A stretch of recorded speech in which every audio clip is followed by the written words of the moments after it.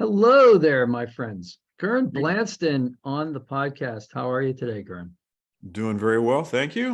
It's great. I'm Happy to be Pittsbrgh here. Pat, and we're going to be talking about Star Wars Andor. Boy, it's been a long time since we've done one of these, but what a great topic, huh? Yeah, well, it's certainly generated a lot of conversation. I paid a lot of attention to it. Was getting so much online buzz. Definitely turned out to be different than the other Disney-sponsored Star Wars fair. Yeah, there's it's funny because at first I was going to say, oh, I have a clever statement. There's no kids in this, but there are. We see Andor as a young man with his sister. That's been kind of drilled into our heads that's going to be an important plot point, him finding his sister. But spoiler alert, and there are going to be spoilers in this for those who are watching. He doesn't find his sister. 12 episodes. Yeah. I guess there's gonna be a several season arc or something like that. So I suppose. I mean, the way they conducted this series and the way they finish it off, they left plenty of room for additional backstory before you get to the Rogue One story. yeah, the thing that I find interesting. So okay, well that's right off the bat. Right off the bat, they tell us that it's 5 BBY, right? So 5 years before the Battle of Yavin, right? And Rogue One takes place 0 BBY. It takes place during the same year, approximately, right? The events right before the Battle of Yavin. So, I'll see. I missed that. I missed that point about 5 years before. I didn't see that. It's at the beginning. There's a little text on the screen. It says Morlana, or I'm sorry, Morlana 1, and then it says BBY 5. And I thought that was interesting because, it doesn't explain what BBY means. It could have said 5 years before the Battle of Yavin, but it assumes that the hardcore Star Wars fans are going to be watching this. And they're going to, or somebody who's not is going to go say, what is this? And somebody in the room is going to say, oh, come on, BBY. That's the calendar. That's how they tell in Star Wars lore. So I kind of thought, okay, this is an invitation for like hardcore fans, or a little more hardcore fans. And I thought that was kind of a neat. I think it definitely is. I think the writers definitely were planning on having people who are already familiar with this universe tuning in, because even if you're well versed in that universe, there are a lot of planets, a lot of location changes, and at the very beginning, sometimes it was a little hard to keep track, particularly because you have 2 different parallel storylines going on. I had the same issue with Rogue One. When I saw Rogue One in the theaters, I was slightly confused. At the beginning, I was like, wait a minute, which planet are we on? But then, of course, multiple rewatchings, I know exactly what's going on now. But yeah, the first time through, I was like, wait a minute, okay, it's, and of course, in the Star Wars universe, there's only one biome for each planet. So I was like, okay, it's raining here, so it must be this planet.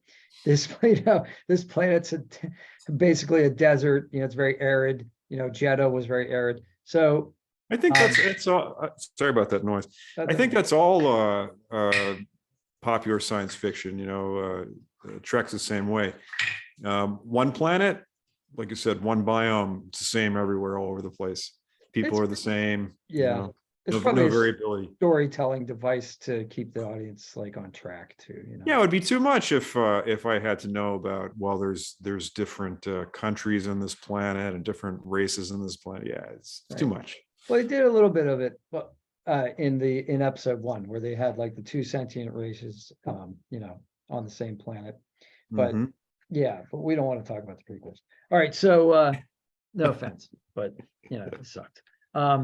So this is Star Wars without lightsabers. Yeah, Star Wars without Jedi, entirely. That's correct, right? Not a single Jedi in this series.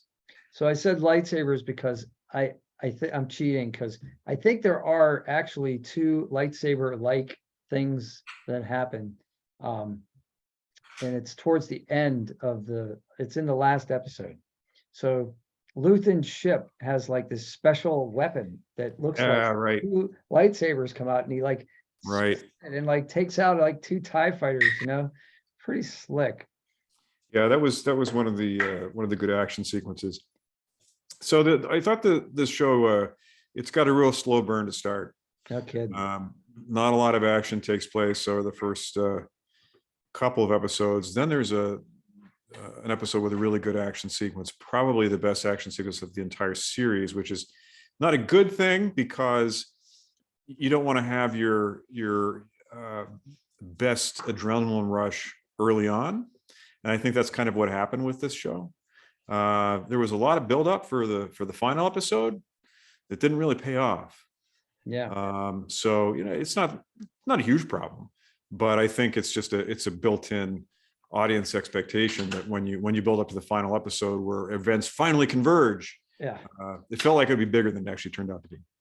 I had a similar critique. So like at the very beginning, when we get the scene where the bully security guards, nobody likes a bully, right? So especially like, Star Wars geeks, we tend not to like bullies. And so when you have these two bullies and they jump Andor, basically, you try to extort him, and he like headbutts the guy and doesn't realize that he kills him, but then he's dead. And then he decides, well, I mean, in for a penny, in for a pound, and he puts the gun at the guy's head, cold-bloodedly murders him as he's on his knees. I thought, this is the Star Wars that I've been looking for, right? This is like action, hard characters. The good guy is gray, like there's depth, there's complexity. He does, Cassian's character does the same thing in Rogue One, right? He kills one of his own allies to prevent him from informing or being captured, and possibly informing the Imperials about the transaction that they just made. So, it's all in keeping with what we know about Andor, even though this is events that precede those. But we know that he's not afraid to kill if he has to. And, it's interesting. To that point, darker, grittier Star Wars. It seems like any movie, book series, TV series, intellectual property doesn't start out dark and gritty, but if it's been around long enough and enough stories have been told, fans are constantly clamoring for darker, grittier. And Andor gives you that, but it doesn't feel like Star Wars to me, because that's not what Star Wars is. Even in the original trilogy, Han Solo is supposed to be this pirate who doesn't care. He's nothing like that. He's a good guy. He's a pirate with a heart of gold. Pirate with a heart of gold. Yeah, he's not hard. He of course he shot first and he killed Greedo, but it was kill or be killed in that situation, right? But outside of that, he has no other cold characteristics or actions for the rest of the trilogy, and really none of the other characters do either. So it's very family friendly in that regard. And as you point out, Andor is much more willing to. It's willing to do a number of things. It's willing to give you all sorts of tiny details about this fictional universe, to the point where it's more detail than I wanted. It's a lot. There are a lot of characters, and it's hard to keep track of. I printed out a list just to like refer to, because we don't even get a lot of them, like their last names or anything. But this is just like the first page of that, and it's a lot. And it's like, that's a lot of characters to keep track of over 12 episodes. So the characters that Andor interacts with, that's fine. I mean, there's only a few that are important to the plot. But where I thought the parallel plot tended to bog down was in the machinations of Mon Mothma, and what is she doing to fund the rebellion? That did nothing for me. I was very interested in the Stellan Skarsgård character, because he's a great actor. I would watch him in anything. It's just he has that gravelly voice. When he delivers a line, you want to listen to it, because it sounds and feels weighty no matter what it is. Kind of like a Gene Hackman character. He could be in any movie and you'd watch it. Yeah. Well, So I enjoyed that part of the political plot, but the Mon Mothma stuff just bored me to death. I hate to say it, yeah, it was I, just boring. yeah. I always wanted to see more of what her character was, but she's just in there because of Rogue One. And then, like you said, this better pay off like down the road because they've set up so much. It's gonna, I mean, and you're right. I think it could have been an editor would have done a great job, like taking that out. But not only that, but I mean, I'm a fairly smart guy, but I got to tell you, there when you were getting towards the last 3 episodes or so, and it's clear that she's making some kind of a bridal deal with her daughter because of she's selling her daughter. the fix that she's gotten in. Mhm. All the discussions prior to that, I'm like, what's going on? What's happening? Yeah. I figured it all out later, but there was a long period of boredom and confusion over. Yeah. what's I going don't on. care that your teenage daughter doesn't like you. Like that's Right. every teenage or ever. Like Yeah. at some point, right? That's just being a teenager. That's not Star Wars. That's boring. I want to see lasers. I want to see fights. I want to see, you know what I mean? I want to see action. I want to see the rebellion, like Right. So if you thought the political machinations that were involved in the cursed prequels could be boring, yeah. it wasn't quite that bad, but same level of stuff. So Yeah. I guess there are people, and I certainly read plenty of comments where there are people like, yeah, this is the detail I'm looking for. So there's a certain part of the fan base that want that. Yeah, well, we're back to the gravelly voice thing for a second. The scene where Luthen and Saw Gerrera talk about 2 great actors, obviously like Forrest Whitaker. I mean, did he win the Academy Award for playing Idi Amin? Or he was certainly nominated that year. But like, just real, and then, and of course their voices, if you could watch that scene or you could listen to that scene and still like get the emotional impact out of it. So here's what I like about bringing in an actor like him is that here's an actor who is he's a big name. He's got lots of gravitas. And he's older. There aren't a lot of old characters in Star Wars. It's about young people, right? Unless there's a elder mentor, Right. figure from the hero's journey, and he doesn't play that. He's just he's the wise guy who's had enough and is tired of taking crap from the Empire, and he's going to do something about it. But it's unusual for Star Wars to bring in an actor of that caliber, an older actor of that caliber. Yeah, and he does have that Star Wars pedigree. Of course, he was in Rogue One as well. So, it's and he's actually in a couple of the animated series as well. He's in Wait a Clone Wars. minute. Where was he in Rogue One? I've forgotten apparently. Oh yeah, so he was Jin goes to see him. They use Jin to get to Forrest Whitaker, right? I'm sorry, to Saw Gerrera. And then apparently Saw was friends with Jin's father and knew her as a child, and they hadn't seen each other in 10 years or whatnot. Yeah. And he's the one that like discovers her in the hidey hole, Yeah. in the bunker. And Right. so they have that brief meeting before, the test of the Death Star blows up Jeddah City.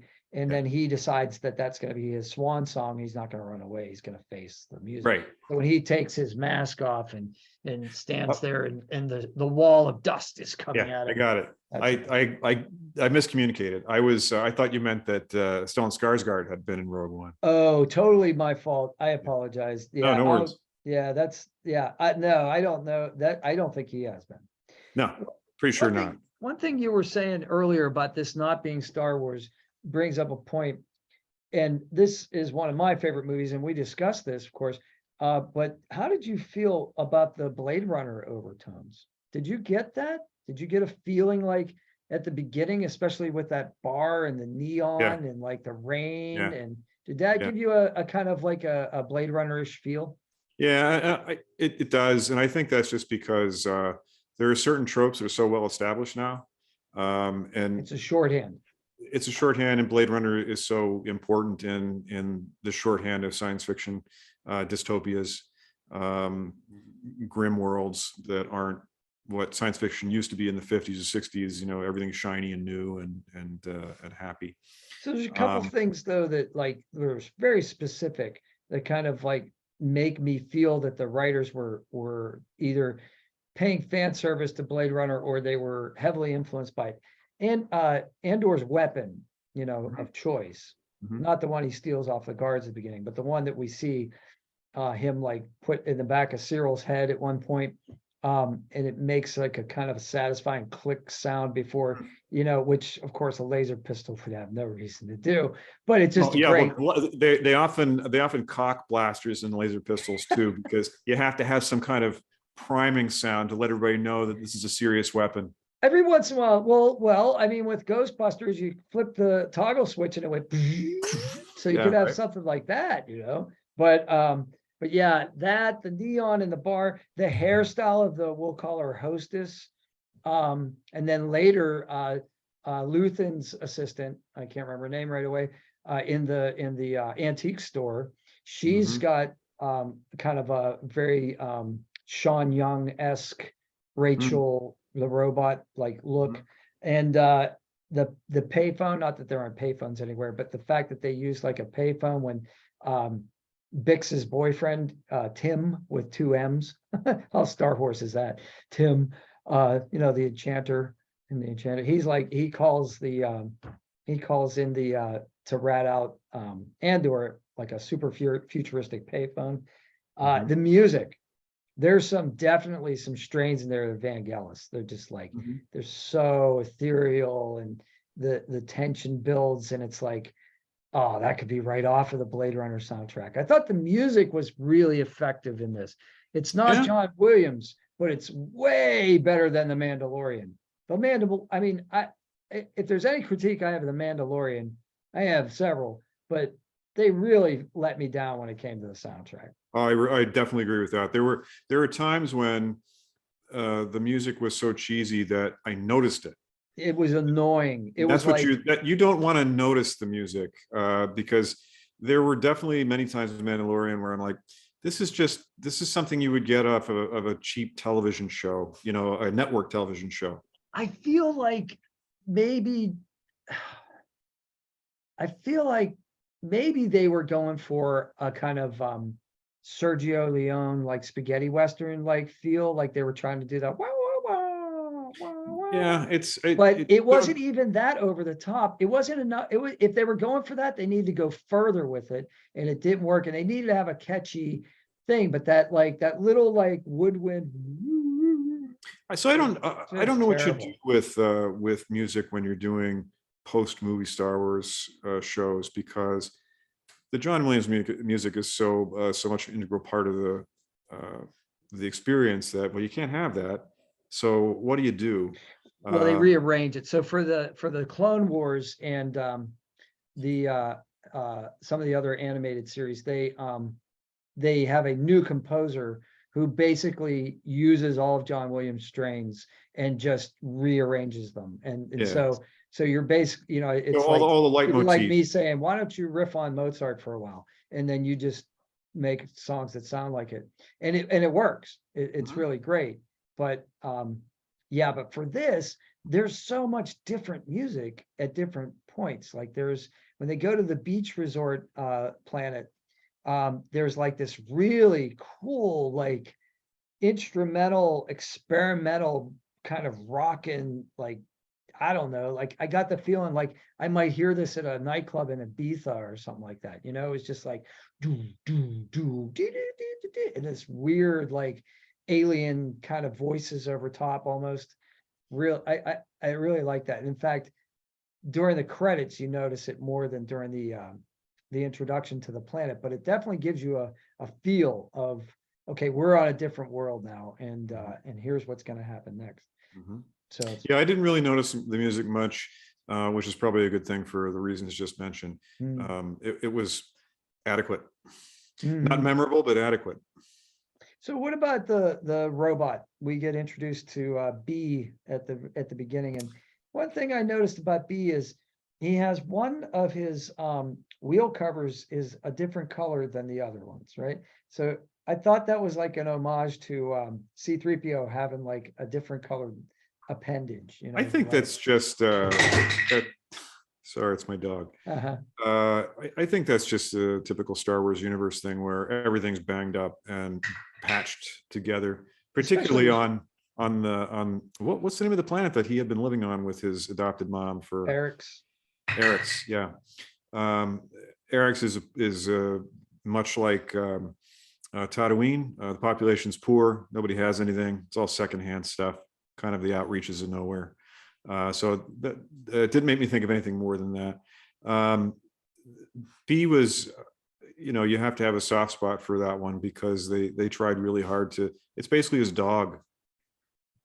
It's just a robot instead, and can talk. In fact, the dog's like urinate on him at the beginning, and then he has to defend himself by pulling a R2D2, like when R2 zaps like Salacious Crumb or the Ewoks, he has that little zapper. So B has one of those and he scares the dogs off, but they have no respect for him. Droids do not do well in the Star Wars universe. They are second-class citizens for sure. Oh, for sure. But to make a dog-like robot who is very sentimental and is supposed to pluck your heartstrings, it's really easy to screw that up and make it super sappy to the point where you don't like the character because it's so obvious.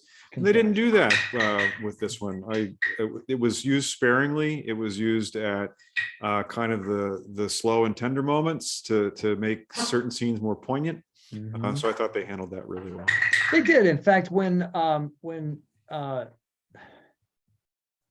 Cassian's mother passes away, it's B's reaction that evoked the most emotion in me. It wasn't any of the other characters. It wasn't Bix. It wasn't the other guy, that Cassian's buddy. I guess I could pull a name out, but it was. But that speaks to the fact that those characters were in the background for me. It was B's reaction to, you could stay the night, like that kind of thing. Okay, just one night. Those kinds of very human, very childlike, very lost, Right. reactions. And it was like, that's what drove home her demise for me. Certainly wasn't Andor's reaction. He's cold and he's stoic. Yeah, I thought that was interesting. The other android, who is actually an android, like human shaped, was the KX unit on that pleasure planet or the beach resort planet. And that just pins them against the wall. Yeah, we're expecting K2SO, right? Because we're expecting that wonderful Alan Tudyk, hilarious comic relief. No. This is what their primary design was, right? They're just gonna they're enforcers, right? Yeah, they're enforcers. Yeah. But he didn't mean hang, he meant watch. They're hang. And he pins him against the wall. The cement wall. I did spend a little bit of time thinking about that because that was a really great scene. And it made me think about how seamless it was because these units are, they're like 8 feet tall, 9 feet tall, and they're just pinning him up, his feet are dangling. But whatever series of levers and green screens and wires that they use to achieve that, seamless. It just looked like they filmed something that actually happened with a giant robot. Yeah. And that, of course, you said with the feet off the ground and being held by the neck, of course, evokes Vader. So you got the ultimate Imperial being what's the word? I said invoked, but that's not the right word. Anyway, they're calling your mind back to the start of the original Star Wars movie, which is great. Yep. So there are great moments, I think, in this series.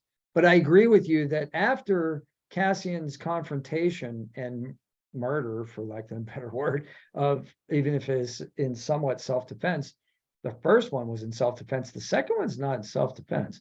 I guess it's in self-defense if you look at a corrupt system that would not have granted him mercy, then I guess you'd call it self-defense. But that's, I guess, a legal point. It really slows down for 2 episodes. It's just so. Well, at multiple points, I felt like this was a filler episode. You could have cut this out and lost nothing. Yes. You know, it's backstory for the sake of backstory. It didn't really, there were a number of episodes that didn't advance the plot, didn't advance the characters. And part of the other issue that I have with it is that is the way that Andor is portrayed. I mean, the actor's very good. I can't remember his name, but he kind of repeats the same sorts of lines over and over and over again, which kind of gave him a lack of depth. I can't give an example, but yeah, you know, most of his lines are delivered in the way like, you know, I have no choice.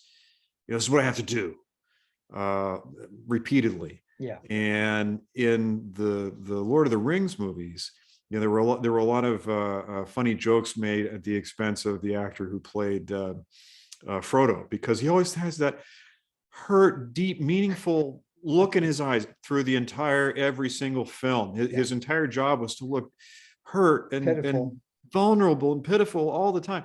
That's kind of, Andor kind of got into the same, like there's only so much steely-eyed look that you can do. Yeah. And that was pretty much what they gave his character throughout this. So it got a little tiresome for me. Yeah, I blame that sort of thing on the director, not the actor, because actors do what they're told, right? So the director's like, here's your motivation, here's your character. Okay, now give me this, now give me this. Now they can say like, okay, now let's have a tender moment here. Your mom just died, you know, let's have a tear. No, they didn't go for that. They were like, Andor is this, and that's what we're going to give you. Yeah. For 12 episodes, you know. Exactly. So you really, he doesn't have a lot of depth. You know what his motivation is. His motivation is very clear and obvious. Yeah. Although he does have this complicating backstory that they didn't do a whole lot. No. Okay. Why did we have all those scenes with him as a kid if nothing happens? Not only that, why is it important that he comes from a non-technological society? Right. We don't have any reason. Why does that matter? Anything about that. We have this throwaway line about him being in a detention facility from ages 13 to 16. We have a, because he meets the one guy when they're going to go on the Aldani mission, and he has a tattoo of like a prison, like symbol or something, and you know they have a moment together. Yeah, I mean, you know, so like we just don't. I don't know. I wish. You know, I hate to say this. I wish that Bix, his like former girlfriend, I guess, you know, I wish that she had been tortured in front of him or something like that, or that the Imperials had maltreated his mother or something. Like that's the motivation, right? Why is Andor like going to like suddenly stop being selfish and rail against the Empire? Give me a reason. Well, killing your ex-girlfriend that you still like sort of had a relationship with, a friendship with, and torturing your mom, that would be enough for me. That would be good, you know. But instead it's my sister's lost and they may have slaughtered the village, but I'm not sure. Like that's not good writing, you know. That's very cloudy, murky, not good writing. Right. So it's the rudiments of a good sharp drama are there, but like you said before, either an editor or a director, they need to pare it back and refine it. Yeah. Because there is a lot of murkiness and a lot of excess that doesn't add to the story overall. It just draws it out for a couple of other extra episodes. Maybe sometimes in television you have to fill a certain number of episodes. Yeah. I don't know if they said, well, we'll shoot as many episodes as it takes, or if they said, you got to fill 9 episodes. How you choose to do is up to you. That's a good point. I don't know how that worked. Hey, I found out that lying takes a lot of energy for droids. I never knew that before. Did you see that? Where he's like, "Can you lie for me?" You know, he's like, "I have to recharge my batteries." Right. You know? That's 2 lies. Well, yeah, there was some nice like comic. I mean, the droids are always comic relief in these. They usually are, but. I think it's true for human beings too, right? I think, well, right. unless you're a psychopath, unless you're a pathological liar, yeah. Right. If you're an ordinary moral person, lying is hard, and it does take extra energy to keep up the pretense. Yeah. So one more thing about music. So when Bix goes up to use the radio and she's in that smokestack or whatever, there was a nice moment there. You introduced me to this artist, Keto Salon. I think, I don't know if that's how you pronounce it. It was Hungarian artist, and his name means like nebula, I think. But it's very, there's a lot of bell, there's these very subtle like bell type tones in his music. And I heard that when she's up there, when she's climbing up there. And I thought that was a wonderful choice. I know, I'm sure it's not that artist, but I don't know, and I have no idea if that was an influence, but it is a kind of a tower, and there is a bell tower in the town on Ferrix, and they're in that town, and so it sort of makes sense thematically, like that you would use bells at that point.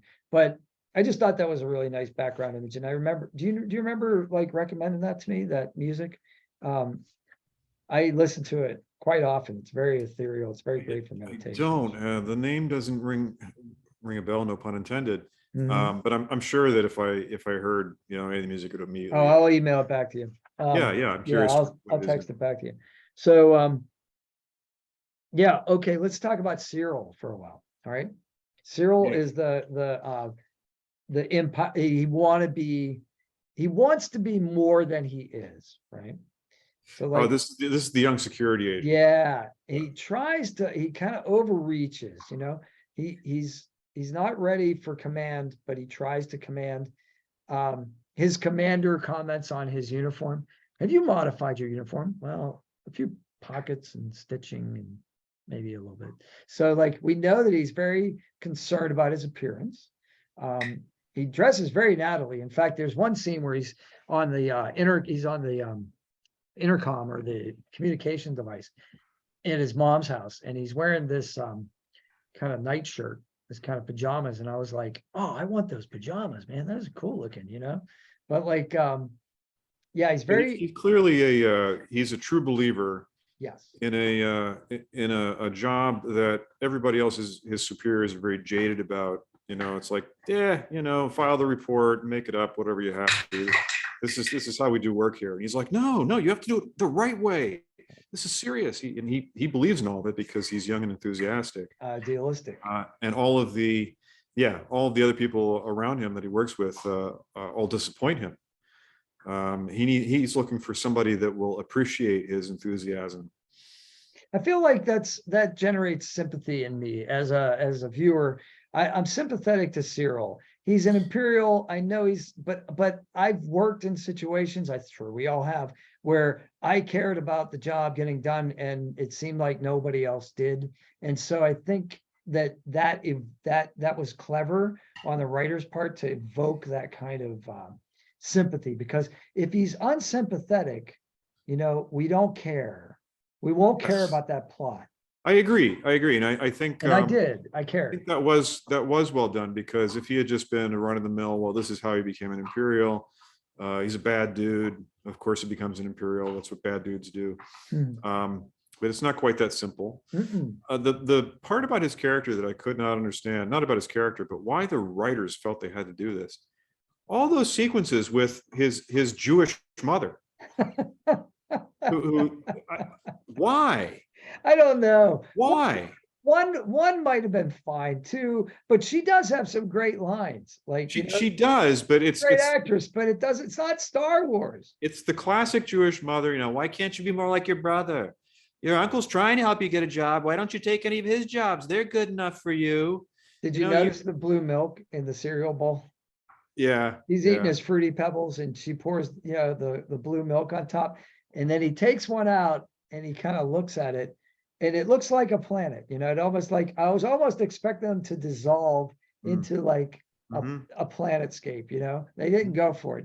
And then later the same thing, but he picks one up and he like kind of tosses it back in his bowl, either in disgust or just anger, like a little bit of petulance. So he's like a millennial, he crashed out of his first job. Now he has to go back home and live with his overbearing mother and take her daily abuse about what a failure he is.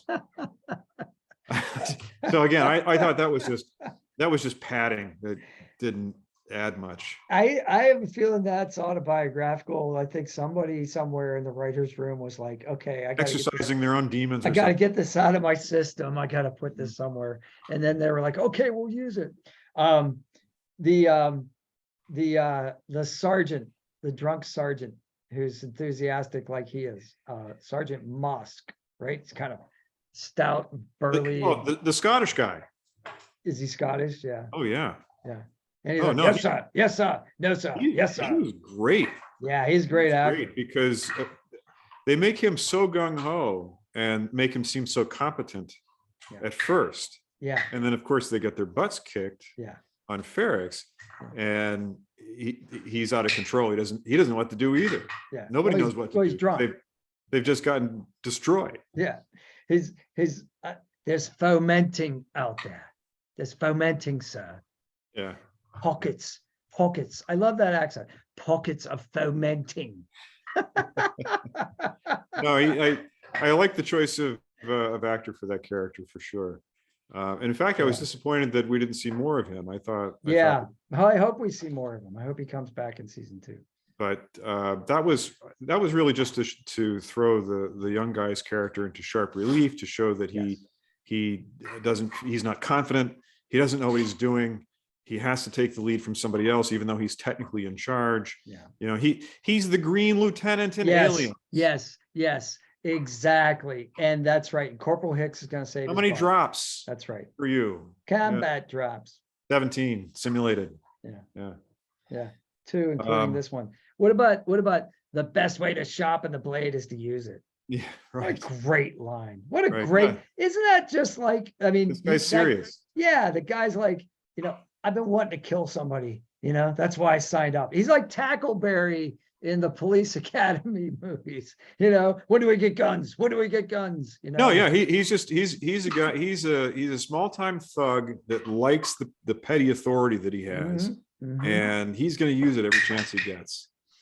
And then when they're on the way to when it's going to get good, like episode 3, when they're on the way to like enforce the law, and get this Cassian Andor scoundrel, he gives the sergeant addresses the troops, but then he gives Cyril a chance to give a little speech, right? Yeah, right. He has okay, we're all prepared and do what you got to do. He has no idea. Times when you got to do the right thing. Very inspiring, sir. Very inspiring. Yeah. That's the best part. And everybody's like, yeah, terrible. He's humiliated. Like, claps him on the shoulder.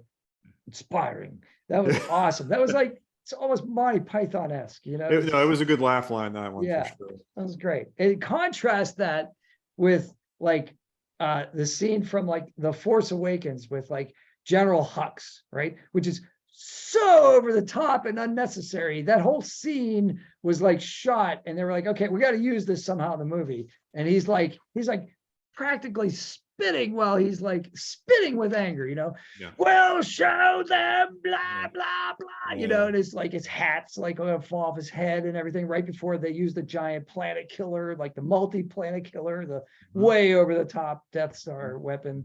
And it's like, over the top weapon, over the top speech, and now we get this not incompetent, but like he wants to be that. I think Cyril wants to be the guy that's out there, like inspiring the troops, but he just doesn't have it yet, like he's his first mission, really, Yes. It's interesting though, that I if you had asked me what's the name of this character, I wouldn't have been able to tell you. I don't know what half the names of the characters are. So for instance, you have another high caliber actor they brought in, which I was happy to see. The guy who's running the Imperial Intelligence Unit. Anton Lesser is the actor's name. Is that his name? I've seen him in many things. In the last 6 years or so, he's everywhere all of a sudden. Another great voice. Yes, he's got a great voice, very distinctive, very small guy, but a very commanding on-screen presence. Another one where he speaks in a very deliberate way that, he's not loud, but you better listen. Yeah. Right. So he's perfect for that role. And he plays it really well. And also kind of feeling out the woman who is another climber who wants to be big in Imperial intelligence. Yeah, Dedra is her first name. I forget what her last name is off the top of my head. He doesn't immediately assume that just because she's enthusiastic that he should listen to her. Dedra Miro. Yeah, he doesn't assume that because she's enthusiastic she has anything important to say at all. But eventually he's like, all right, well, you check that out, see if it amounts to anything, because I'm not convinced. And then, after several successful efforts, he finally figures out that, yeah, she actually is delivering good ideas and intelligence. And why aren't the rest of you doing anything? Yeah, he comes to admire her. At one point, he pulls her aside after a meeting and says, watch your back. He says, well played. Right. He says, well played. But then he says, watch your back. Right. He's kind of rooting for her, He is rooting for her. And it's the kind of bureaucratic complexity where it's like, look, I've seen a lot of other people like you come and go. I'm not impressed. So it takes a lot until he finally admits to her, is like, okay, you're doing good. Yeah. Kid. Yeah. So he's a good actor for that. Yeah, he played Qyburn in Game of Thrones. He played the yes, evil Cersei's that's right. They call them maesters, I think they call them. Yeah, maesters, yeah. But I think I first saw him in I don't know if you've ever seen Endeavor. I have not. Yeah, which is a series of, it's basically the young version of what the heck? It's a long running British series. He's a grumpy, irascible detective. And this series is all about his young career in the 1960s. Okay. And this actor plays the guy who runs the police station, basically. That's where I first saw him. And then after that, he started popping up everywhere. Well, I mean, there are a lot of actors that started late in life. So maybe maybe that was his second career. Sorry,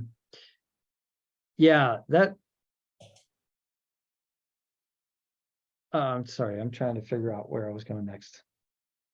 Oh, so the mission, right? So he gets recruited by Luthen. Cassian gets recruited by Luthen, and he thinks that it's going to be like, okay, I'm going to sell this guy's Skarsgård's character, right?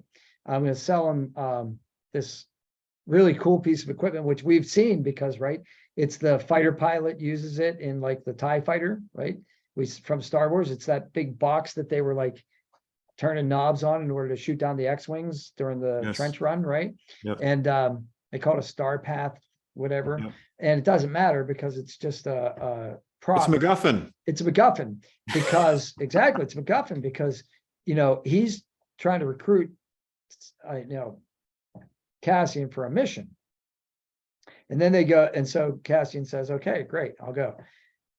But that takes forever too, right? So now we got to meet a whole bunch of new characters. And it's like, dude, we just had this great fight scene, and the natives basically took down like the cops. Yep. The Imperial, the corporate cops. Corporate cops, yeah. Yeah. They're like, I don't know, Halliburton or something. And like, and they're like, so they beat those guys. It's not the actual army, but they're like, and then now we got to like, Cassian's going to go somewhere else. We got to meet a whole new cast of characters. And it's like, this is not the way to write a story, Yeah. And the other cast of characters that you meet are boring, not particularly interesting. There's the young poet. And he's the most interesting character. He gets some interesting lines, Yeah. And he's going to die. Of course. But, his true believing and his feeling heart are there to put his death into sharp relief. Exactly. But that's okay. I mean, you get tropes like that in any drama. Well, he's a little more than that in a way, because he's writing this manifesto, and he actually says at one point early on meeting Cassian, although Cassian uses a different name, he says, you're my perfect audience, right? You're my target audience, basically, is what he's saying, right? And then when he's dead, one of the things Vel does is she says he wanted you to have his manifesto to Cassian. And Cassian, there's this great moment for the actor. There's this really great look on his face where he has fear. He has the gun. He's totally in control of the situation, but he has fear in his eyes. And he says, I don't want it. She's like, he insisted you have it. He's like, I don't want it. Because he's afraid to read it. Because he's afraid he may change, right? His sympathies, he's gonna like, that's where the character, that's a moment for the character where it's like, and the actor, where it's like he stops being a thief and he's gonna start like getting some of these weird rebellious ideas, and he's gonna get infected by them. He's not gonna be able to ignore them anymore, and Right. I just thought that scene was, and of course the four-handed surgeon. What I mean, what a great profession for somebody who has four hands, right? To be like an internal surgeon. You would need one less assistant. Yeah. Yeah. No, so you get him, you get the prison guy, you get the former stormtrooper, you get a guy who's on the inside. You got to have the guy that's on the inside. You can't get in otherwise. You got the lover of the leader. You got, that's it, right? It's like 6 of them, 7 of them, I guess. Sounds about right. Something like that. But it's like they're all forgettable. Yeah. They don't do anything for me. I didn't have any moments with them where it was interesting. No. They're just there to be a foil for Cassian and to get the plot moving, and it takes too long. And then It did take too long. And I watching that episode, I was sitting there thinking, is something going to happen? Let's get to the dam, Yeah. The best thing that happens is we see a TIE fighter buzz them. That's about it.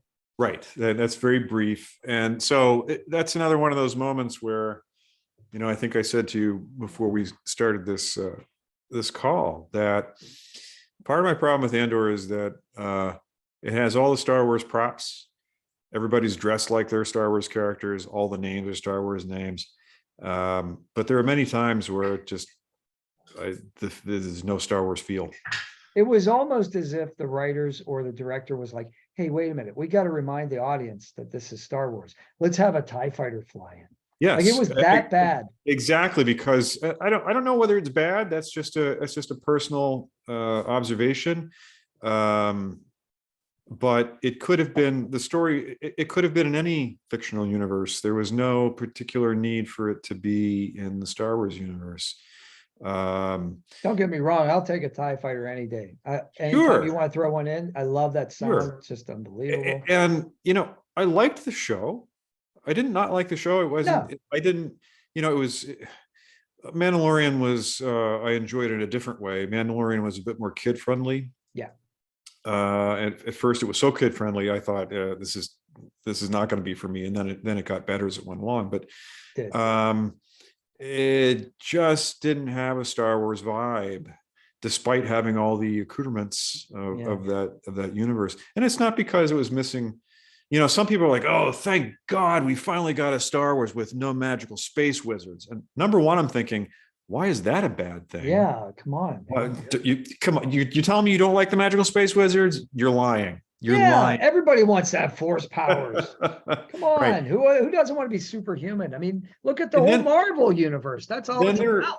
Yes, and then there are people that are like, "Oh, thank God this doesn't involve any Skywalkers." I'm like, but I really don't care if they find another way to work in some aspect of that in a different series. It's not essential, but so everybody, the people who are really hardcore, they got what they wanted. And again, reading the comments, they really did get what they wanted. They're like, "This is great. I love it. It's finally the gritty Star Wars I've been looking for. No Jedi, blah, blah, blah." I'm like, okay, well, that's good for you. Mhm. But maybe I'm just looking for something a little bit different. Mhm. Well, if you look at it, you got a murder at the beginning. So and then you got a detective. So you have a detective series, basically. You got the Imperials trying to figure out where Andor is. So it's a Law and Order episode, right? Yeah.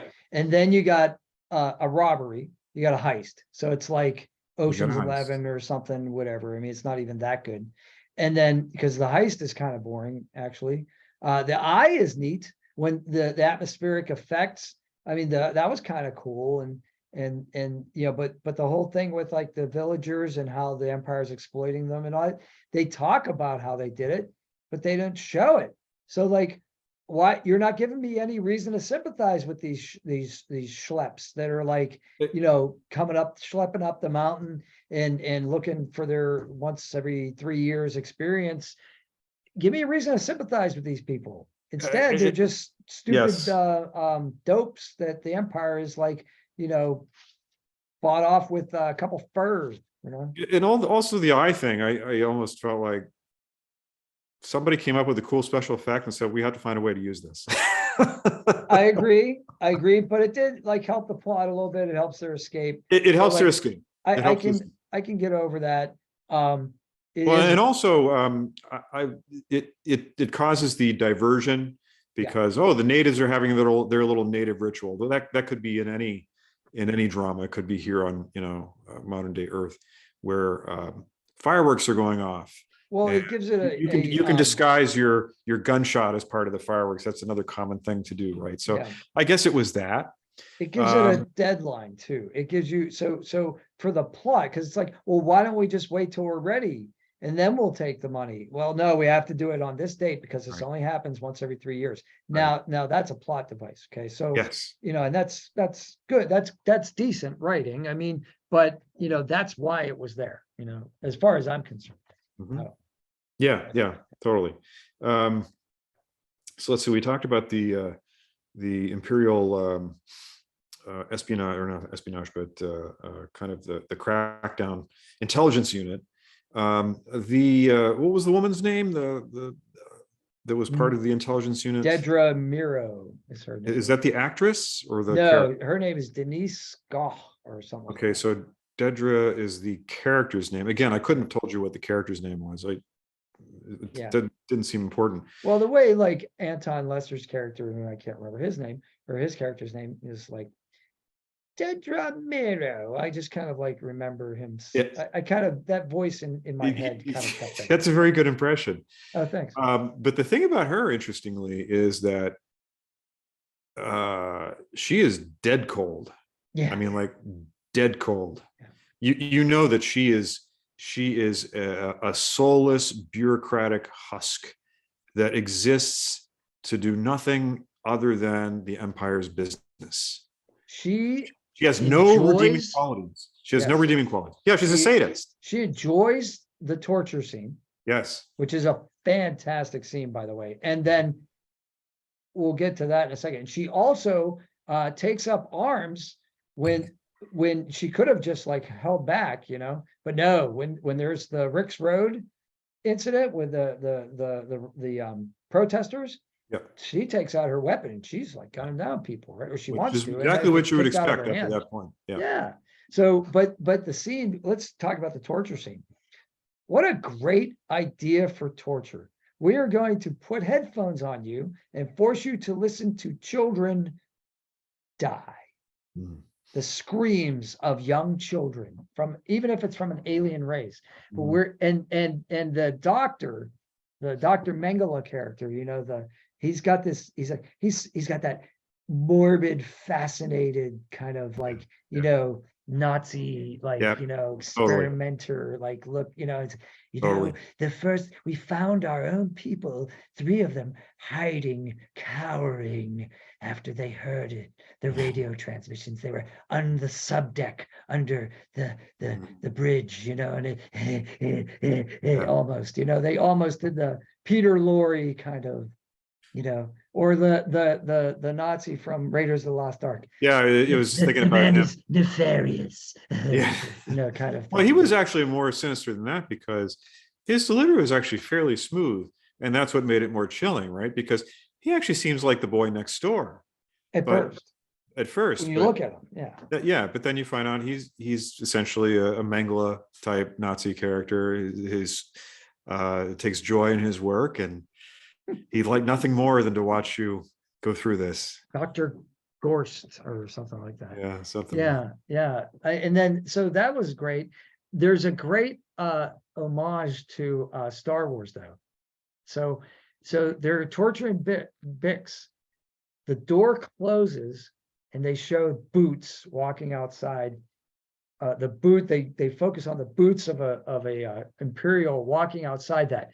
Just like when they're going to torture Leia with the probe droid, and the door goes, and then we see boots on the deck walk by. It's like the exact same cadence. That's interesting. It's It's a been so wonderful long moment.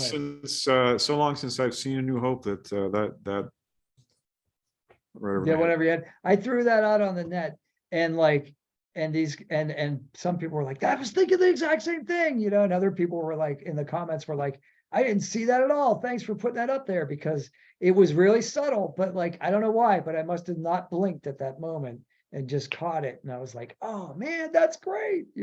That's a director's touch. I just, that, like, if I directed Star Wars, and believe me, I'd love to, if there's anyone out there at Disney listening, I would love to direct. And, I would do serious moments like that, just like really nice little fan service moments where it's just like, because it was genius. Some of that was genius. There's a lot of fan service in all the shows, I think. Oh yeah. Which is fine. That doesn't. I like that. That doesn't bother me in the least. Some people say fan service like in a derisive tone. I don't know why. I love it.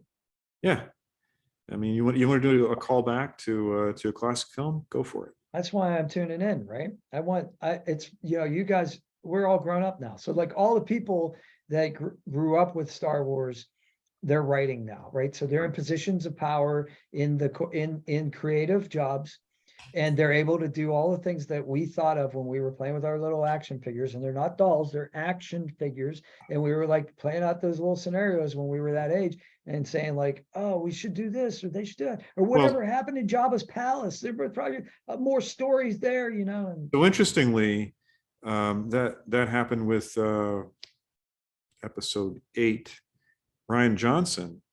So when Luke does the across the galaxy astral projection, who came up with the idea that Jedis have that ability? Well, there was a book that came out in the 80s that he had when he was a kid.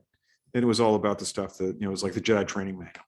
And this is one of the powers that the only place it's ever listed anywhere is in that one book. And he said, I'm going to make it canonical. I'm going to make it happen on screen. That's awesome.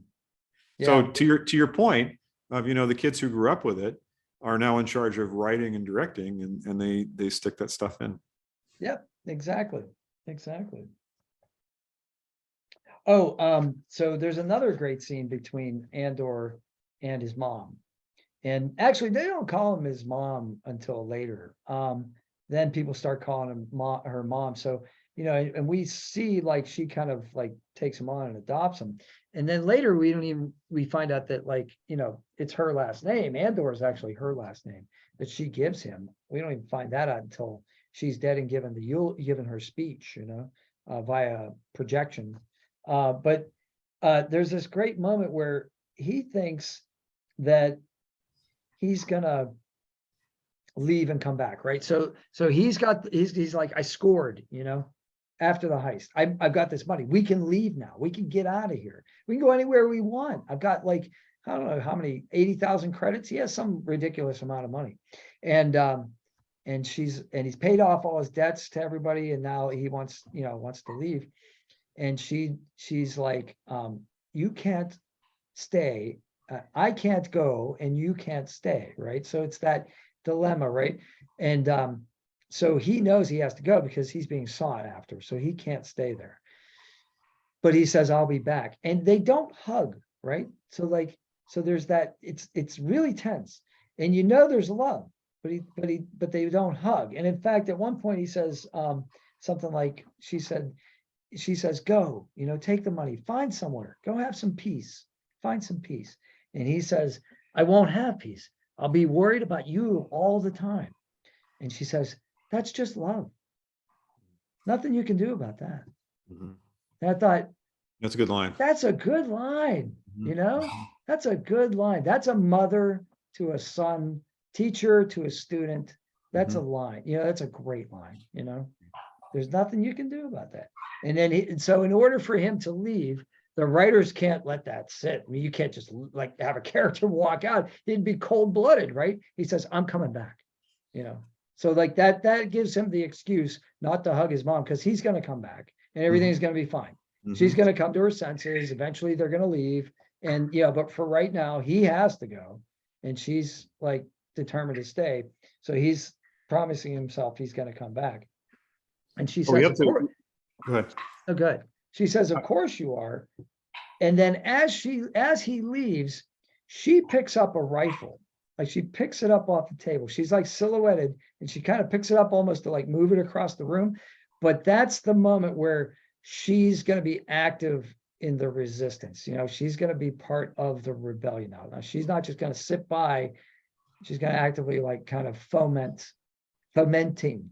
She's going to be a pocket of fomenting, So, which I just love that line. Well, we didn't even talk about the prison, the water prison surrounded by water. So here's the thing: you already had the heist, you already had the detective story, and that's ongoing. And now you got a prison break. Okay, so like you're squeezing a lot in. Prisons are. I thought as soon as he got arrested and went to prison, I thought this is ridiculous. You're going to paint yourself into a corner here. Nothing fun ever happens in prison, right? What are you going to do? It's all about doing time, right? There were moments in that prison that were good, but at first I was very doubtful. I thought this is going to go south. And boring. It did a bit for me. It did get kind of boring. Yeah. Until the actual prison break. I mean, yeah, they spent a couple episodes just letting you know prison's bad. Yeah. The work is horrible, monotonous, and if you have a medical problem, they just cart you away and throw you. Okay, but here's the thing. I thought, okay, well, here we're going to get the motivation for Andor, right? To be anti-imperial, right? Not really. No, it was clean. They fed them. They treated them pretty well. Okay, they shocked them once in a while if they didn't do that much. But like seriously, as prisons go, it wasn't horrible, right? Yeah. It could have been a lot. It was worse. clean. You're right. It's a good point. It was clean. The only downside of it was when you found out that the promise of release was untrue. They're just going to kill you. Yeah, you're slave labor. You're not going to get out. But at least you're somewhat comfortable and clean. You're not in a assault. You're not. What was the mines? You're not in the spice mines of Kessel. Right. Yeah. You're not there. So like, and it's funny because even the commander of the post says, you'll find, for those of you who have been in prison before, you'll find that we're rather like, it's rather nice here, basically is what he says. Yeah. It's not that bad. And and they're building something. So they got something to do 12 hours a day, and then they get to go home and eat. But there's another really nice directorial moment in there where it's a prison, but somebody said it's a prison, but there are no bars, right? Because you don't need them because you got the floor. Well, there's a scene where the camera's on floor level and you see the grid pattern, right? It's kind of like your classic perspective lines, going off to a perspective point in the distance. The tiles are all squares, but they're going this way. And from that angle, to me, it looks like a cage, right? So for me, that was like the director saying, there are no walls, but it is a prison. This is the cage, right? And I just thought that was a really nice little touch. Well, it got them out of a couple of things. One, it made the sets a lot easier to build. You didn't have to build any doors. And there were some nice moments of tension about, he got off the floor just in the nick of time before they energized the floor. Hey man, I would have been in there way before that. Oh yeah, you and I think everybody else else in the world. Yeah, exactly. But the long timers, it made sense. They're casual. They're like, kind of like, my life sucks anyway. I wouldn't half in, half out, half like, well, whatever. That would have been neat if they had played that a little bit more. But so interestingly, speaking of big actors. The guy who enables the prison break, Andy Serkis, who was the voice of Gollum. Yeah. He was the voice of Snoke. Yep. I don't know what else he's done, but he's already kind of a big name in Yeah, we finally got to fiction see his films. face. That's right. That's Yeah. right. Usually he's voice talent. Yeah. Yeah. He But did a good job, I think. I mean, he wasn't like the best actor, but he was decent. Yeah, I thought he was good. I thought he was good. When he does his little speech to the troops, that takes entirely too long. That's the other thing. The writers took liberty with these speeches, right? Cyril's speech was good because it had an effect. It showed us his character. He's inexperienced. He's not a good speaker. The speech that,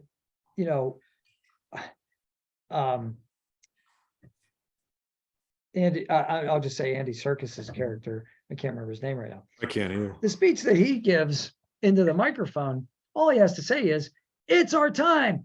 Break out. Get weapons. Fight." No, instead he has this big build up. They're never gonna let us out. Blah blah blah. They're never gonna have a better time. Just do it. Just do it. Just tell them to leave. I mean, it's funny. I didn't really think about it until you just mentioned it, but there are a number of long speeches. Yeah. And then Andor's mom gives a long speech. Yeah. Which, that one makes a little more sense because she's rabble rousing, and the Imperials are getting nervous because they know that this could turn into a riot if they don't shut it down. They should have known before. I mean, she gives it away too early. You would think, right?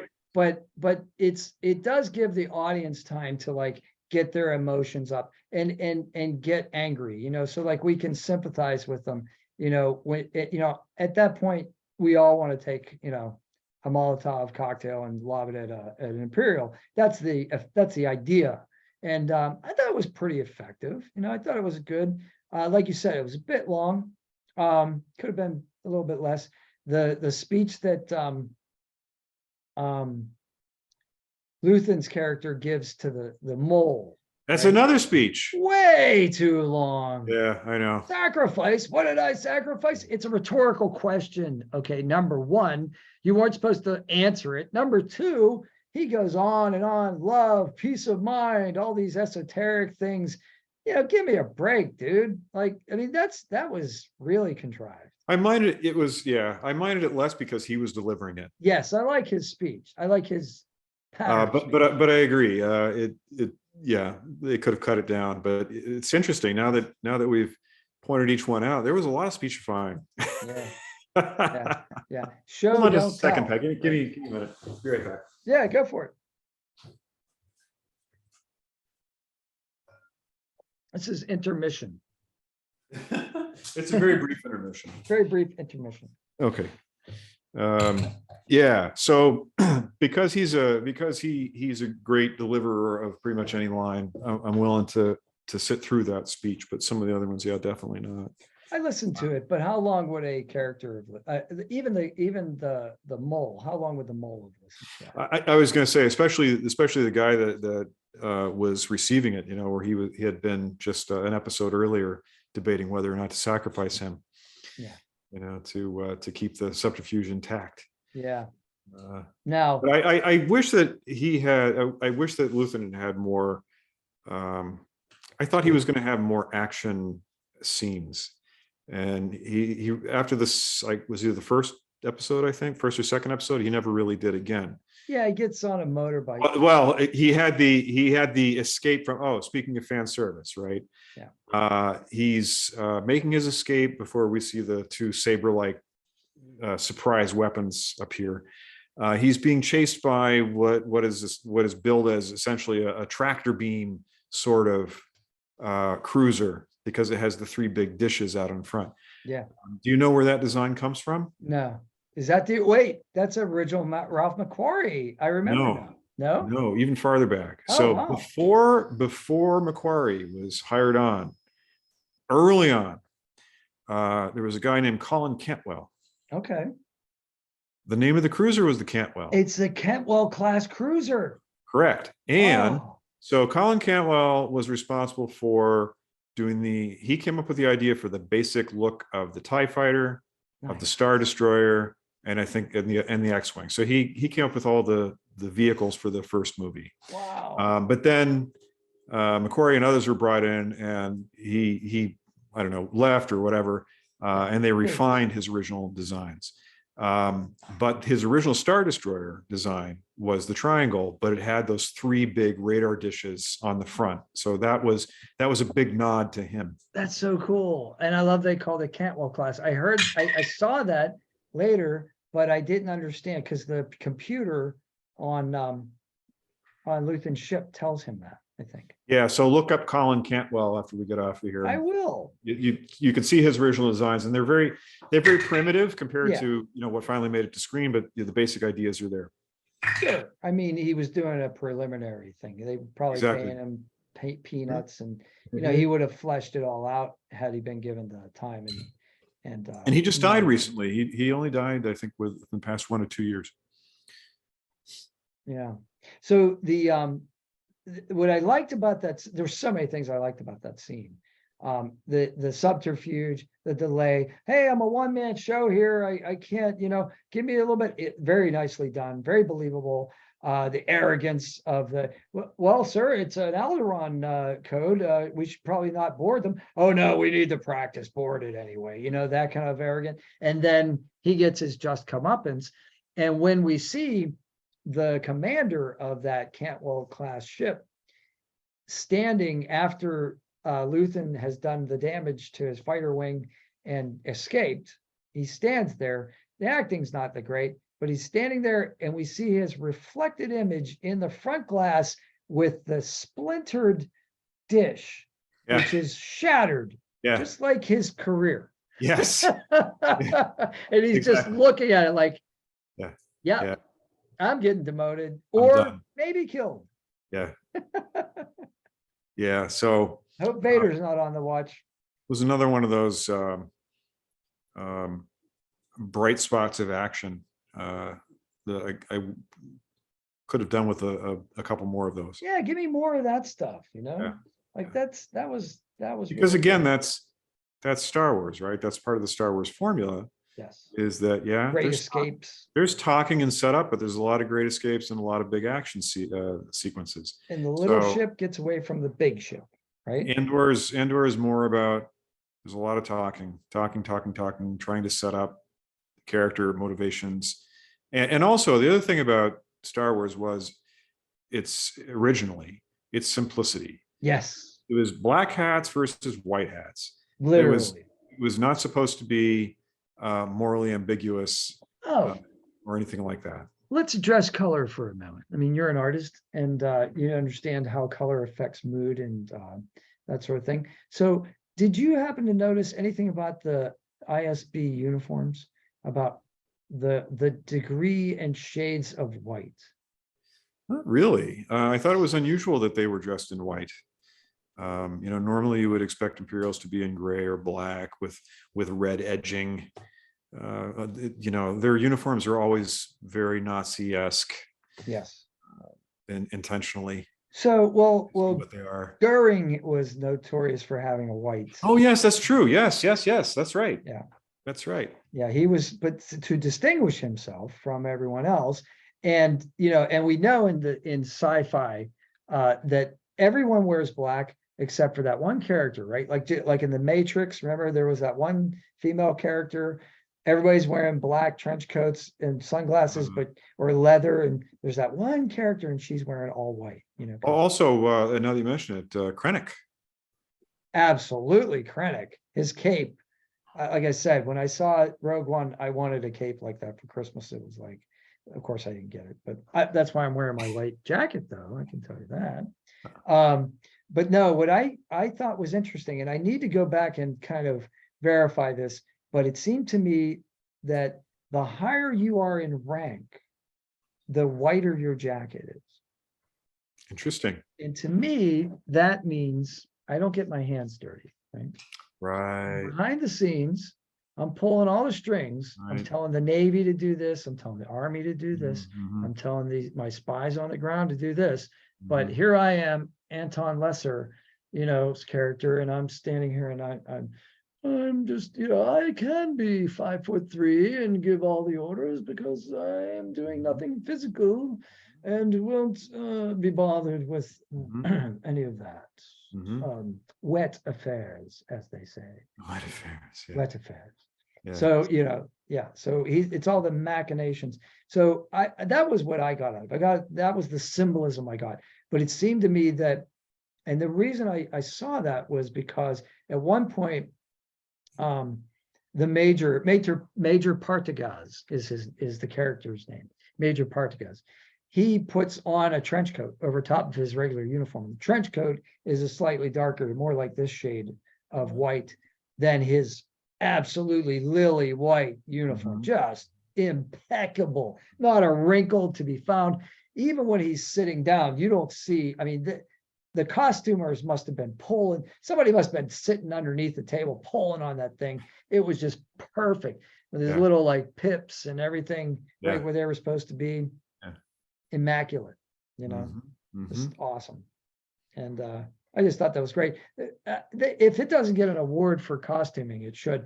The one thing about Mon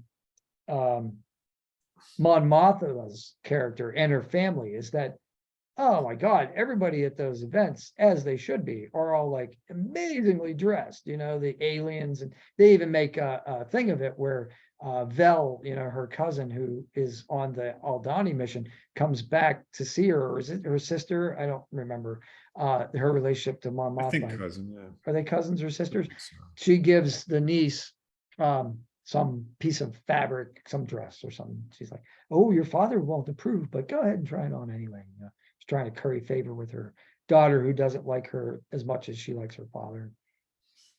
Yeah. So again, this fulfills a need that a lot of the fan base has, and I guess I'm just not one of them. Or it could also be that because we were the original generation that saw those movies when they were first in the theater, there's more of a binding to the original source material. And I that and being 55, less need for a deep exploration of the nooks and crannies of the behind the scenes characters. Well, I agree with you. I think, well, there's one thing I want to say about the Mon Mothma thing. I hope it pans out. But I didn't feel any jeopardy. I don't feel her jeopardy. I'm not sympathetic. Oh my God, 400,000. You misplaced 400,000 credits. That you can't account for. Oh, you know why there was rich no jeopardy? people have problems, like I just was not sympathetic, Right. She's very wealthy, family is wealthy. Yeah. But also she was never held to account by any authority that she had to have face-to-face contact with. Right. Not yet. Right. And she dealt with other characters who were like, oh, you're in a bit of a pickle, and they help her kind of strategize about how she can solve her problem. But she's never face-to-face with some Imperial Reckoning Commission saying, how could you have lost this amount of funding? What are you doing? What's happening in your finances? We're going to find out. Even as she's in the Senate, right, doing her thing, bad mouthing the emperor. No debate. There's nobody taking the other side. There's no conflict. There's no jeopardy. Like, this could have been written so much more interesting. She's just reading it into the record. Yeah, she's just like, oh, it's not right what you're doing, and basic human rights, and blah, blah, blah, blah, blah, blah. Nobody cares, nobody cares. You're just a talking head with a lot of money you never earned. It's all family money anyway. So, you know what I mean? Like, it just, but I want to make a prediction though. Yes. I want this to go on the record. By all means. The husband, right? Who is supposedly like just they're on the outs. What's that? They're on the outs. Yeah, they're on the outs. She disapproves. He's got a secret gambling habit, apparently, right? He drinks squigs in his martinis, and that's not cool because they're live animals, or who knows? I mean, whatever those little things were. And he's so bad he has two of them instead of just one, but preferably he's got a problem. None. What's that? He has a problem. So he's playing the deep con. All right. They allude to him being 16 years old and being a firebrand. And somebody says how much he's changed since then. To me, the perfect cover for giving away your money is gambling. Oh, but Gambling losses, right? they exposed that they did that because they knew that the chauffeur would be listening in. And she very vocally said, I can't believe you told me you wouldn't gamble anymore. That was all for the chauffeur's benefit, so that he would pass that story on to create the cover. You think so? Oh, yeah. So I thought that was real. I thought that Mon Mothma was saying that to her husband and that they were unaware, but I thought that the husband was aware. No, the husband's unaware. The Oh, husband's like, what are you talking about? I stopped gambling. You're wrong. So he was speaking from a position of being genuinely outraged, insulted when, he had cleaned up his act, but she's using him to make sure that the chauffeur hears it.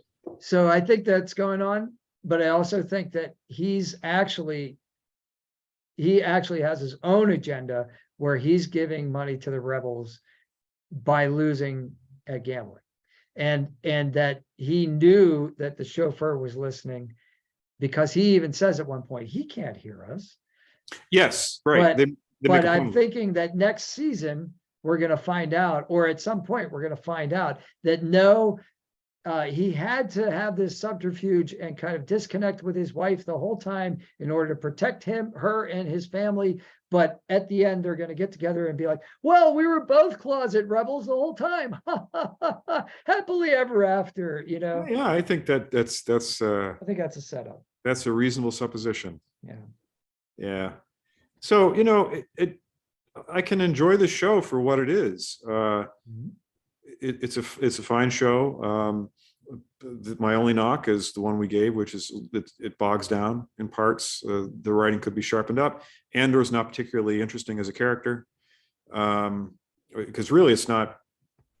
I mean, he's the titular character, but he's not that interesting. He doesn't move. No, and he's a very one-dimensional character, with that consistent expression and very consistent set of lines that he uses over and over again. The only reason we care about him, or me, is because I know he's eventually going to play an important part in a much bigger story. If it was about him and you didn't know anything else, would you really care about him? Mm-hmm. I mean, because really, Luthen's a far more interesting character than Andor is. If there was a Luthen show, I would watch that. Luthen is Winston Churchill, right? The scene where he's talking to Saw and he says to Saw, it's up to you. I wish you didn't have to make this choice, but do we sacrifice Krieger and and Forrest Whitaker's character? Saw says, and 30 good men and Krieger, he says, so it's like, it's like, are we going to sacrifice them and play the long game? Or are we going to let the Empire know that we're onto them? Or are we going to let them think they got him? And now we're going to be free, the whole playing field. He says, we have a clear playing field. If we let these 31 people die, and not call back the attack. And that's Winston Churchill and Coventry, right? Do we let the Nazis know that we broke their code, or do we let them have a successful attack, and destroy, a city? So I mean, from that perspective, there's complexity going on, political complexity, moral complexity. I just keep coming back to the same thing. I'm like, okay, that's a good show, but is it Star Wars? What? There's this one scene though, where Cyril is talking over the intercom. Like I said, he was in his nightshirt, and the sergeant has this broken up transmission. I thought that was really fun. They could have just had a regular old conversation. But yeah. I know the scene. Yes. He's like, there's a smelter, behind me. I thought you'd want to know. Oh, yes. And he's answering questions wrong, but the message is getting through. Yes. And I thought that was wonderful. I knew you'd want to know, sir. No, I like that scene too. was a really well done. I mean, that was really clever writing I agree. and good use of character, because the character, the sergeant, who I don't know if he's still a sergeant, whatever he's doing now, obviously he's working, in industrial capacity. He's breaking up, and he's not like the most together guy anyway, right? We know he likes to drink a lot. And then Cyril, he's like, give me information. He's trying to get all this, he's been doing it through his work and everything, but he can't find it. And then the mother's in the background, and she has this great line. She says, "The mystery of your former triumphs has been vanquished. I can peacefully rest now."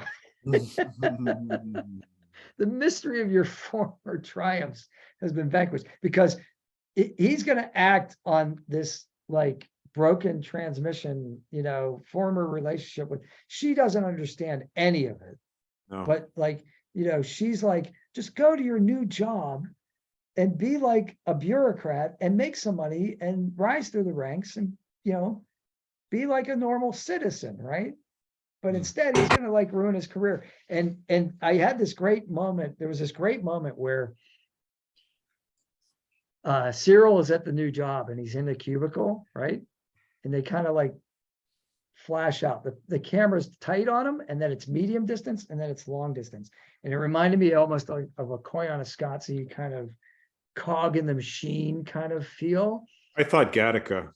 I thought the Matrix too. I thought of Thomas Anderson, like when the Imperials come and Cyril's working at his thing, and then he looks up and he sees 3 people in uniforms. And I thought, Mr. Anderson, that's totally what I thought, Yep.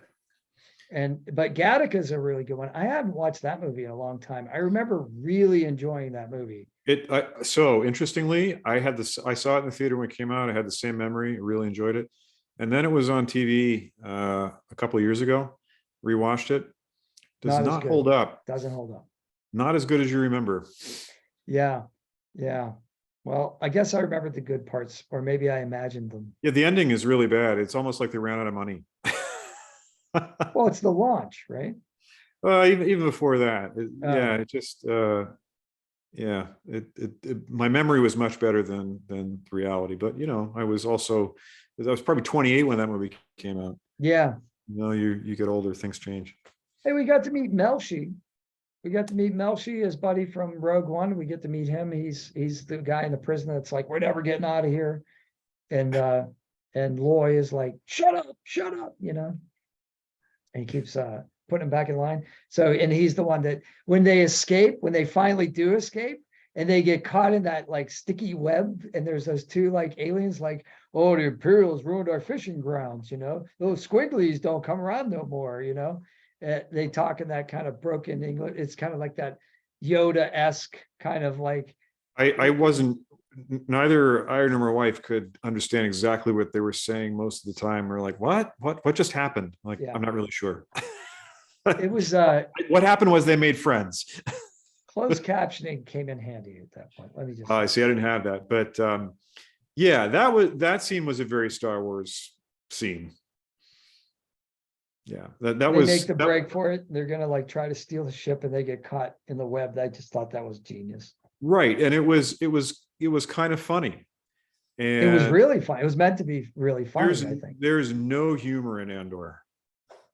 There's very little. That's probably one of the only moments in the entire. And this is again what I'm saying, that there are certain things you expect from a Star Wars story, and like Rogue One. Rogue One absolutely had elements of comedy sprinkled here and there in appropriate ways.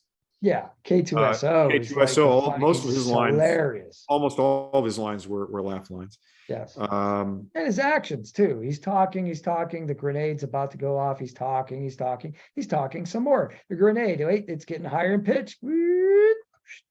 And then it explodes just out of range and kills a couple of stormtroopers at that moment too. Because he is a tactical droid. He knew that was going to happen. He was a great character. When I rewatched it after years after I saw the movie, I'd forgotten he was really a very good character. His lines were great, but yeah. So Andor has none of that. There are times when, boy, the show could really benefit from some comic relief, just a little. And I that think that's what the mother was for too, although I don't think really, I don't think it was feel as effective as it should have been, it was but I quite- think that we were supposed to laugh at those scenes, but I just felt pity for poor. She was a badass. I mean, she was a competent, independent woman who made her own way in the world without a man. And I didn't feel any humor about really any of those interactions that she had. Gotcha. But yeah, and then the final episode, which I thought was really building up to an action sequence that would top the original Ferrex battle where the corporate guards got humiliated, it didn't really come. There was some action, but really not a lot. There was no pulse pounding, edge of your seat, what's going to happen next kind of stuff. For a couple moments there that I really liked, though. I mean, obviously the moment after the credits when we see like what they were building, and we finally get the payoff. You watched the end after the credits of the last episode? I'm not sure I did. Did I miss something really key? Yeah. Do you want you better tell me.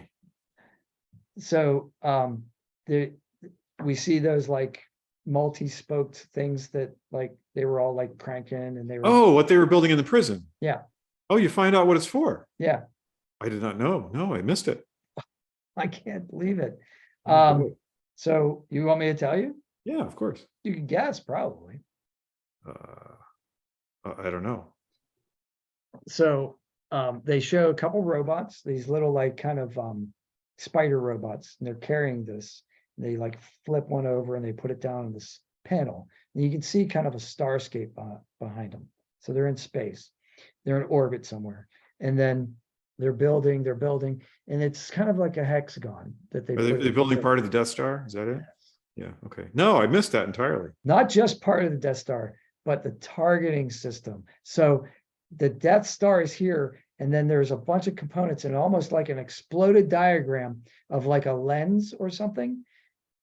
It's a graphic representation of an exploded diagram, and it's the targeting. So that's very interesting, because there was a point when they were in the prison doing the manufacturing that I thought, I wonder if we're going to find out this is some important component, or if it doesn't matter because it's mindless work and it could be any machine that the Empire is. It could be maybe they're making walkers, and any of the weapon systems that the Empire is in constant need of. So yeah, I'm not terribly surprised it was a component of the Death Star. So that's one, and then that's like the ultimate payoff. But then there's a great scene where the rioters are rioting, and you're wondering why the Imperials are holding back, right? Like, well, first of all, tactically stupid, right? The lieutenant or whoever the officer is saying, hold the line. It's like, no.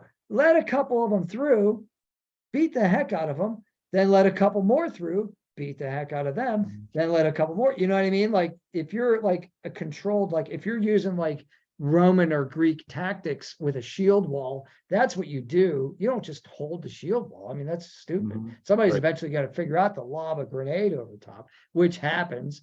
But before that happens, they've got snipers everywhere. Finally, a couple stormtroopers open fire, and we get to be one of the stormtroopers. So there's a shot where they show a stormtrooper shooting, but then we're standing right next to him and we're looking at him pick off like people. And it's like, oh, finally, they show competent fire from suppression fire from stormtroopers. Well, they're competent because the people that are on the receiving end dying are not major characters that you care about. Right. That's a good point. It's a really good point. Although a couple of them are. And then at one point we see a stormtrooper shoot a woman, an older woman, in the leg, instead of like giving her a kill shot, which I don't know if that's Disney. I don't know what that was. I was going to say it is Disney. But it's like, and at one point Andor's running down a hallway and he like jacks up this patrolman. He's not a stormtrooper. He's in like regular guard, but he's obviously like a trooper. He's got a pistol. He's doing a patrol, and he shoots him up, and he shoots him like he just shoots him dead, like right in the chest. And I thought, Well, they really wanted to make Andor like ruthless. That would have been a woman. Mhm. They would have had a female, like a small, frail, small framed female, like trooper, and he would have like, but you can't do that. So, Well, but and again, Star Wars is bloodless violence. usually, so the other thing you got is Cyril goes to Miro's aid. He like his love. He actually, there's a scene where he stalks her Oh, I outside the know. ISB. How weird was that? That was one thing I was going to bring up is at the end, they make his character very creepy. And Yes. she's creeped out and she's like, if you ever come near me again, Yeah. Do you know how much trouble you're in right now? Yeah. But she's like, she does get that undercurrent. She reacts to it as if like it is a sexual advance or romantic advance, because she does say, if you pursue any of this, right? Not just the line of questioning about Andor, any of this, including herself, I think is implied in that, right? And on the catwalk going into the, the entryway to the ISB. But then later, which again, Star Wars, everything's up in the sky. There's no safety issue. With no railings. Oh my Yeah. gosh, man. I'm Never. terrified to work anywhere around there. And then the OSHA violations against the Empire must be. Oh yeah, OSHA doesn't exist in the Empire. So, but he comes to her rescue, and they're in like this storeroom or something after he pulls her off the street, and she's got like a weapon, like an improvised weapon at his throat, and she's all like adrenaline up, and then she says, and she's breathing on him, like they're like this close, and she's breathing on him. So that's sexual. It's an intense moment of, we just got out of violence, the adrenaline's up. You're like, are they gonna kiss? What's gonna happen here? Of course they're not gonna kiss, but like, no, I never thought that. That sexual tension is there because she says, I suppose I should thank you. And he says, no need to, or something like that. I can't remember the exact line. And they're like embraced. They're in an embrace. Very interesting dynamic there. And then they show and then they have a quick release to Cassian and Bix, his old girlfriend. And he's holding her and they're carrying them out. So there's the reflection of the Imperial love and then the rebel love. And I thought, wow, that was a nice choice. That's interesting. I didn't really, it didn't hit me that way, but I can see that. And the tension between the Imperial operations officer and the wannabe, it's creepy because they're both awful, so they're irredeemable human beings. Right, both of them, and they're going to make irredeemable babies someday. Right. This is how Imperials mate. you don't want to see anything of a romantic nature take place between them at all. It would be like watching scorpions do it, It's like, this has got to be, no good ending could come from this, Exactly. No happy ending, I should say. Yeah. Sorry. No, that's like, that's rough. Cinta, right? The cold love interest from Aldhani, of Vel, the commander, and she like stabs for whatever reason. I mean, this is just like, why are they making this character so cruel? She takes a knife that's only this long and stabs an Imperial and like shoves it into his chest cavity. And then later she's back at the hotel or the room that she rented or whatever, and they're packing to go. And Vel says to Cinta, oh, you're hurt, you have blood. And she's like, it's nothing. She's like, no, it's blood. And she says, it's not mine. Right. The funny thing was, I mouthed that line before she delivered it. Did you? Yeah. I didn't. That was a complete surprise to me. That's awesome. Good for you. Man. No, I don't know why I knew she was going to say that. That's great. But that was an unexpected moment for me. It's like adult Star Wars. What if Star Wars took place in in the real world that hadn't been sanitized for kids? Yeah. And Andor is much more like that. But again, I keep coming back to the same thing and saying, there are many points at which I'm watching this with fantastic actors, delivering well-crafted lines. And I'm just thinking, I don't think this is what I really want from Star Wars. Yeah. It's well, so we were talking about Skarsgård's speech and being a little too long, but when he talks about how he sacrifices love, there's a tie-in at the end. So we get the Imperial love, we get the Rebel love, and then we cut to Skarsgård, and he's looking down an alley, and he's looking at the continued gunfire. There's still continued laser fire and the fighting, and he has no one. He's just standing there by himself, and he's got that look on his face like, what hell have I wrought? This is my doing. These people are dying as a direct result of my actions. Well, I definitely get the feeling about his character that while he talks a good game and he speaks with great certainty, that he's trying to convince himself a lot of the time. I get that sense, because how could anybody be so certain unless they're fanatic? A reasonable person could never be completely sure that what they were unleashing was the right thing to do. And we need more of his backstory. We need to know why, what is so hopefully they'll explore some of that later. But the final scene where Cassian, well, actually before that, when Cassian puts Bix and the other survivors of his friend group and B onto that whatever transport, and they're going to take off, and he gives instructions, make sure you fly over the water, and then you go up and then do this, and that's and he make sure they get out of here, and B's like, what do you do, why aren't you coming with us, and Bix is still half catatonic, but she says he'll find us, and it's an ambiguous line because you don't know if she's talking about Luthen finding them, right? So she has to say Cassian will find us. Mm-hmm. And then Cassian says, I will find you. And that's the moment. Okay. So that's the moment when Cassian stops being the selfish bastard and becomes a leader, right? This is the first inkling that he has that selflessness in him because he's worried about his friends. And now we don't know what he's going to do, but we don't think he's going to run away. Right. But he has some unfinished business that they can't attend to. And then he meets up with Luthen, and he said he says, kill me or let me join. Mm-hmm. And I thought that was kind of a really good moment, to cliffhanger moment, keep them together, even though it's not a true cliffhanger because he smiles and it's resolved. But when he says, he actually goes in, and there's this tough guy exchange where he says, you came here to kill me, didn't you? And Luthen says, you don't make it easy. Yeah. Right? So it's that old, I respect your violence, I respect your tough guy.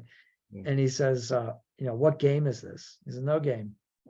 Kill me or let me in, right? And or take me in. And then he kind of relents and he smiles. And then that was a really nice denouement.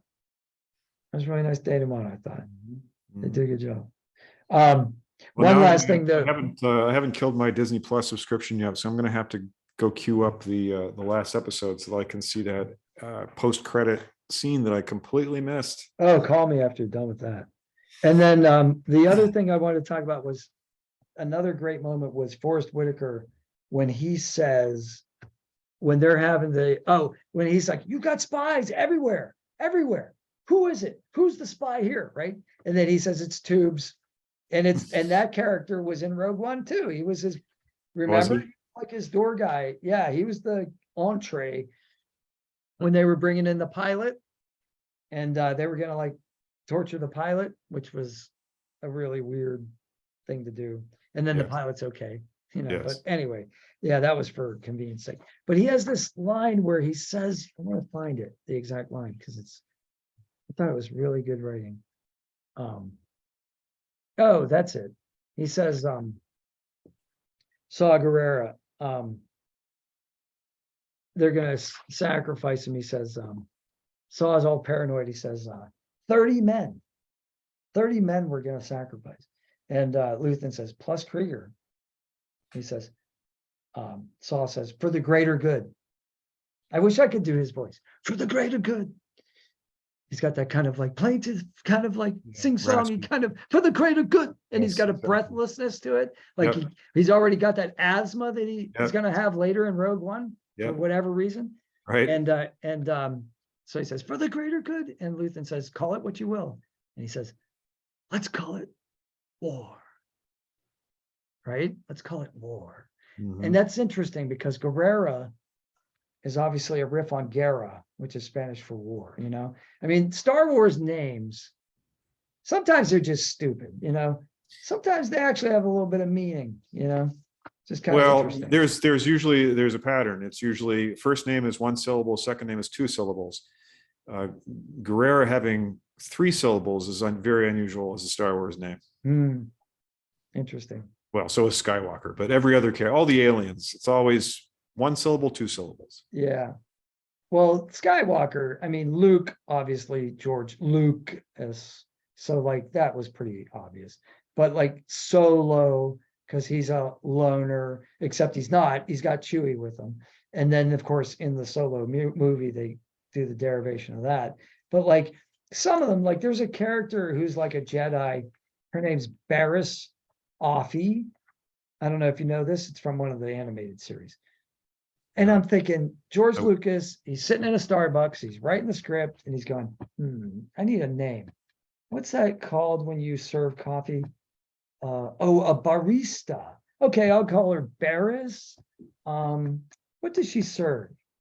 Coffee. Oh, I'll just leave the C off. We'll call her Offee. Barriss Offee. There you go. I got a name. You know, it's like, some of it's just like so. I bet if I went online right now and Googled Star Wars name generator, I bet I'd find one. Oh no, there's tons of them. There's tons of them. Yeah. Well, I think we've like beaten this. I don't know. I think so. Yeah, we've really gotten this one down, I think. Yeah. We beat this droid, which is what they do, to death. Not to death, but beyond repair. Yeah. We just gotta wait for the next series. So there's another Mandalorian coming. Yeah, there's a Mandalorian coming right now. The Bad Batch is on episode 4. Will be this week. I don't know if you watched the Bad Batch. No, I draw the line at the anime. The shows usually Animation. But we have coming up.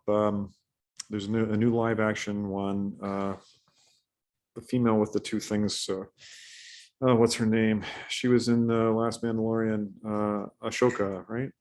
Oh, Ahsoka. Is that coming out soon? I think so. Yeah. This year? I'm not sure, but I think that's the next one that's going to be out. Okay, interesting. So yeah, at first I didn't like Ahsoka.